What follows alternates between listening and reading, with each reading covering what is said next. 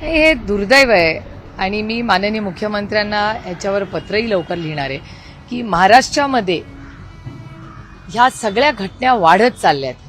म्हणजे वर्दीची भीती, ज्या पोलिसांचा सार्थ अभिमान आपल्याला सगळ्यांनाच आहे आणि हा अभिमान असताना मला म्हणजे तो प्रेमाचा आदर, तर त्या पोलीस आणि यंत्रणेची भीतीच राहिली नाही का असं कधी कधी मला वाटायला लागलं. एक खरात प्रकरण असेल किंवा रोज किंवा एक दिवस आड तुमच्या चॅनलवर त्यांच्या सत्तेचा असेल, पदाचा गैरवापर करून महिलांचं जे शोषण होत आहे ते वाढलेलं दिसतंय तुमच्या आणि माझ्या महाराष्ट्रात. हा पुरोगामी महाराष्ट्र आहे, छत्रपतींचा महाराष्ट्र आहे, शाहू फुले आंबेडकरांचा महाराष्ट्र आहे, अतिशय चांगले संस्कार झालेलं हे राज्य आहे.